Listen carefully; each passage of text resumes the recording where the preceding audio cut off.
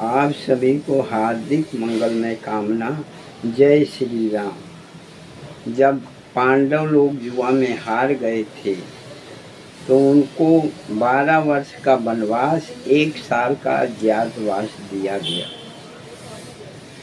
तो 12 साल बीतने के बाद ये अज्ञातवास की कथा है। जब 12 साल बीत गया तो पांडव लोग भेष बदल करके विराट राजा के यहाँ पहुँचे। वहाँ पर बोले कि मुझे नौकरी की ज़रूरत है। तो राजा बोले ठीक है, आप लोगों का नाम क्या है और क्या क्या काम करते हैं। तो युधिष्ठिर अपना नाम कंक बताया। वो बोले कि मेरा नाम कंक है, मैं युधिष्ठिर के साथ रहा करता था और मैं ज्योतिष विद्या में निपुण हूँ। और भीम अपना नाम वल्लभ बताए।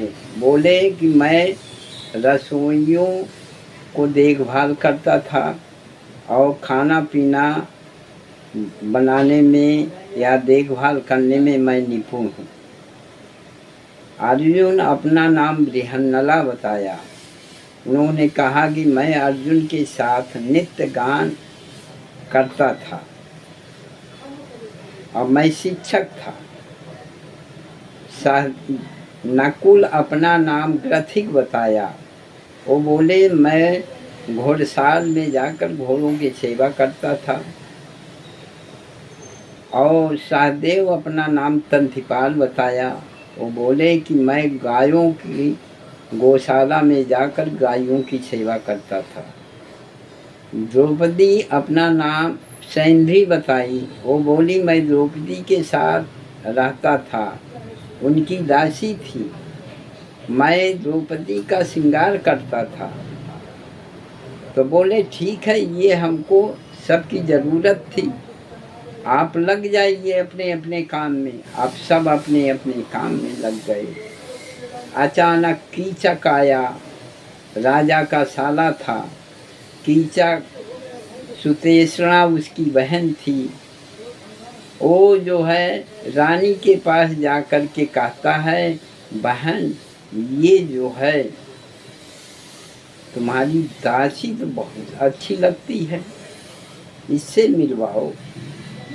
अब बहन उसकी कहती है, अरे भाई इसके पास गंधर्व हैं जो दिखाई नहीं पड़ते, लेकिन इनसे अगर छेड़खानी करोगे तो ये आ जाएंगे और तुमको मार भी डालेंगे।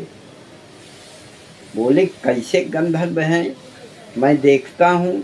अब जा कर के द्रौपदी से छेड़छाड़ करने लगा। द्रौपदी बोली, भाई अभी मैं 1 हफ्ते का उपवास रखा हूँ, अभी नहीं, मैं बताऊंगी। अब इधर 1 हफ्ता में वो सैंधी कंक से मिली, अर्जुन से भी मिली।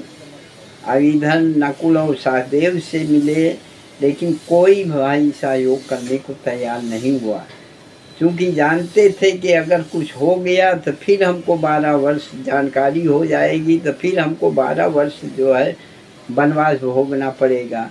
इसलिए सब चुपचाप बैठे थे। लेकिन भीम से जब कहा गया तो भीम से सहन नहीं हुआ। वो बोले ठीक है, आज उसको तुम बुलाओ, आज रात को मैं देखता हूँ। और वो कीचक आया तो रात को बुलाई, कहा कि आज तुम आ जाना, हम श्रृंगार करके रहूँगी, आ जाना, हमारी आपकी मुलाकात हो जाएगी। अब इधर भीम उस रूम में जा कर के,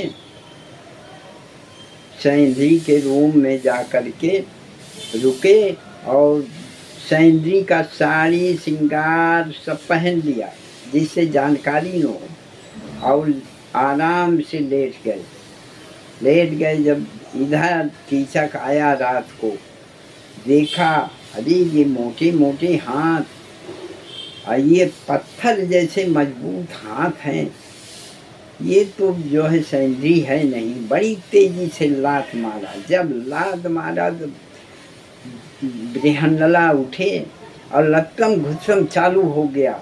इधर मल्ल युद्ध चालू हो गया। जब चालू हो गया तो आवाज़ बड़ी तेजी तेजी से आने लगी।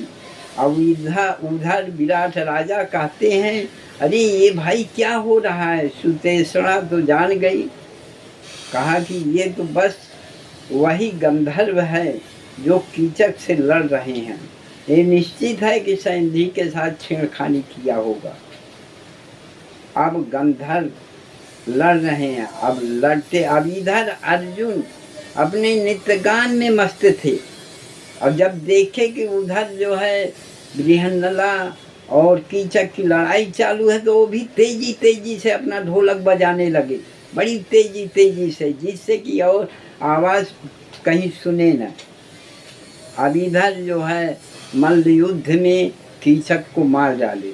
मारने के बाद वो गेट पर खड़ा कर दिए। महल का जो बाहर गेट था उसी गेट पर खड़ा कर दिए। अब इतना भारी था कि अब जब खड़ा कर दिए तो कोई बाहर से ना अंदर आ सके, ना अंदर से बाहर, चूँकि ढक गया था पूरा गेट। अब इधर विराट को जानकारी हुई। विराट बुलाए कि भाई इसको फेंको कहीं, ये गलत किया है तो अब भोगे। अब इसको जा कर के फेंको कोई। अब इतना 10,000 हाथियों का बल था तो कौन फेंकेगा। तो बोले बृहन्नला से बोले कि यही काम कर सकते हैं और कोई काम नहीं कर सकता। जो कोई काम करने वाला नहीं होता तो बृहन्नला ही करेंगे। बृहन्नला को बुलाए, बोले ठीक है, मैं तो जो है ले जा कर के फेंक दूंगा। अब वो गए, उसको उठाए, कंधे पर ले जा कर के वो नदी के किनारे रख दिए। अब इधर कीचक के और 99 भाई थे। वो जा कर के सैंद्री को पकड़ा और कहा इसी की वजह से हमारा भाई मारा गया है, इसी को चलो भाई के साथ में दफना देते हैं। अब उधर भीम को मालूम था कि सैंद्री को निश्चित है पकड़ के ले आएंगे, तो अपना कपड़ा उतार करके एकदम नग्न हो करके और वहीं कीचड़ से अपना पूरे शरीर में कीचड़ लगा लिया, जिससे कि किसी को जानकारी ना हो। अब इधर 99 भाई जब सैंधी को बाल पकड़ के खींचते हुए ले जा रहे थे, तभी जो है अब वो सैंधी बोल रही है गंधर्व आ जाएंगे तो तुम लोगों को छोड़ेंगे नहीं। अब उधर से हाहाकार, एक बड़ा सा जो है पेड़ उखाड़ करके ले करके आ रहे थे। अब सैंधी बोली देखो गंधर्व आ गए। अब इधर सबको हाहाकार मच गया कि अरे गंधर्व बहुत भारी है, इतना भारी है कि हम लोग तो जो है अब बचेंगे नहीं।